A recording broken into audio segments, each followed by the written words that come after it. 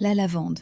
Tout le monde connaît son parfum, mais peu savent à quel point cette plante est un concentré de science, d'histoire et de vertus thérapeutiques. Aujourd'hui, nous allons découvrir ce qui se cache derrière ces fleurs bleues, symbole du Sud et trésor de la nature. La lavande appartient à la famille des lamiacées, comme la menthe ou le romarin. Elle pousse dans des conditions que peu de plantes supportent. Sol sec, pierreux, calcaire, souvent en altitude, entre 600 et 1500 mètres. C'est une plante méditerranéenne typique, adaptée au vent, au soleil intense et au manque d'eau. Ses feuilles étroites, gris-vert et légèrement duveteuses, limitent l'évaporation. Ses racines s'enfoncent profondément pour capter l'humidité du sol. Grâce à ces adaptations, la lavande peut survivre plusieurs mois sans pluie.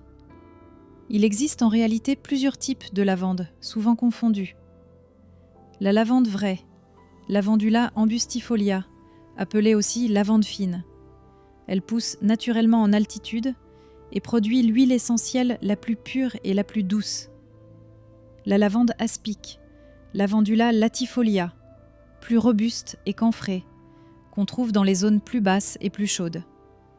Le lavandin, Lavandula fa intermedia, hybride naturel des deux précédentes, plus productif mais moins fin, très utilisé en parfumerie et pour l'entretien domestique.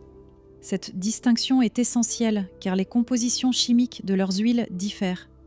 La lavande vraie contient du linalol et de l'acétate de l'ilinalyle, apaisant, tandis que la lavande aspic est riche en camphre, stimulant et antiseptique. La lavande est une vivace qui peut vivre plus de 10 ans. Elle se plante au printemps ou à l'automne, dans un sol bien drainé, jamais humide. Elle n'aime ni les engrais ni les excès d'eau. Mieux vaut un sol pauvre et sec qu'un sol riche et collant. On espace les plants d'environ 60 cm et on les taille chaque année après la floraison pour éviter qu'ils ne se dégarnissent. La multiplication se fait facilement par bouturage en été sur des rameaux semi-ligneux. La floraison s'étend de juin à août selon l'altitude. Les fleurs sont récoltées quand elles sont bien ouvertes, souvent le matin, avant les fortes chaleurs. Après la coupe, on peut les sécher à l'ombre pour les tisanes et les sachets parfumés, ou les distiller à la vapeur d'eau pour en extraire l'huile essentielle. La distillation sépare deux produits, l'huile essentielle, entre 0,5 et 1,5% du poids des fleurs, et l'hydrolat ou eau florale, beaucoup plus douce. La lavande est une des plantes médicinales les plus étudiées. Ses effets sont reconnus par la pharmacopée européenne.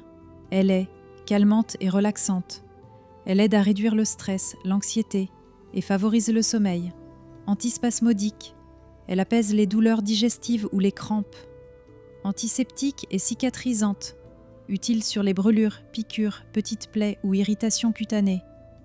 L'huile essentielle de lavande vraie peut s'appliquer directement sur la peau, tandis que celle de lavande aspic est réservée aux soins plus ciblés. En dehors de la santé, la lavande a de multiples usages. En cosmétique, pour parfumer savon, huile et lotion. En ménage naturel, pour désinfecter et parfumer la maison. En cuisine, dans le miel, les biscuits ou les tisanes florales. En jardin, pour attirer les pollinisateurs et repousser les pucerons. Les sachets de lavande séchée placés dans les armoires sont un excellent antimite naturel. Les premiers usages de la lavande remontent à l'Antiquité. Les Romains s'en servaient pour laver le linge et parfumer les bains, d'où son nom, lavandula, issu de lavar, laver. Au Moyen-Âge, on l'utilisait pour purifier l'air et éloigner les épidémies. Plus tard, elle devient la base de la parfumerie provençale, notamment à Grasse, capitale du parfum. Aujourd'hui encore, la lavande symbolise la Provence, la pureté et la sérénité. C'est aussi une ressource économique importante pour les agriculteurs de la Drôme, du Vaucluse et des Alpes de Haute-Provence. Même naturelle, la lavande doit être utilisée avec prudence.